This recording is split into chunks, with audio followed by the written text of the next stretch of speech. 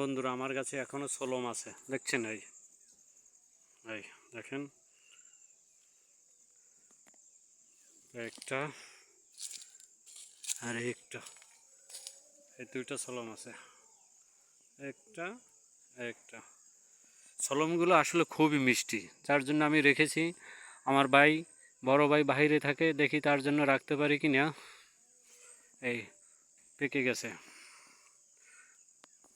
এবং ওই সোলমে খুব রসালো। এবার দেখি আমার সবেদা গাছ কীরকম হয়েছে, সবেদা ফল কীরকম ধরছে। দেখেন সবেদা অনেক বড় হয়েছে, আমার মেয়ে সবেদা পাড়তে আসছে। ওই যে এটা মনে পারবে, ওই ওই শক্ত, তাহলে পাকে নাই। এই মাশাল্লাহ, খুব অনেকগুলো সবেদা হয়েছে, দেখছেন? এই আমি গাইবান্ধা থেকে বেগুন গাছ আনছি, এই দেখেন এই বেগুন গাছে ফুল লইছে মাশাল্লাহ। এই দেখছেন, এই প্রত্যেকটা গাছে ফুল নেছে, এই যে ফুল হয়েছে, এই এই দেখছেন, এই যে ফুল হয়েছে মাশাল্লাহ মাশাল্লাহ। এই যে আমার শালগম গাছ, দেখছেন? এই ধান পাড়ানো দেখে দেখে পাড়া দিতে হয় কেন? না আমি আমরা তো দেখাইছি ধরে। এই তুমি ধরো না, স্কিপ করো।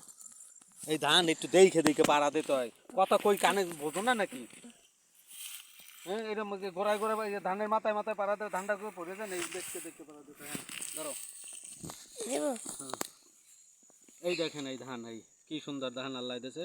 এটা হচ্ছে আমার সাক্ষ্যখানা, আমাকে এটা পোলাও চাউল আর কি। এই আল্লাহ আমি যা দিচ্ছি তাতে মাশাল্লাহ ভালো হয়েছে, এতেই আমার চলবে।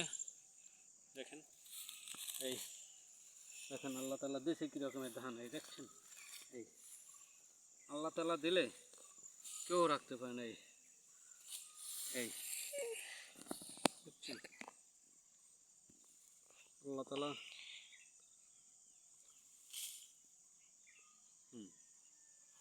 আসে নাই, আর অল্প কদিন মধ্যেই ধানগুলো যাইতে হবে।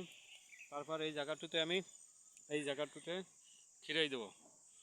খিরের জন্য জায়গাটা খুব উপযুক্ত হবে, পাশে পানি আছে, পানি দেবো ইনশাল্লাহ। আবার পরবর্তীতে আপনাদের এই মাঠে নিয়ে আসবো খিরের সময়।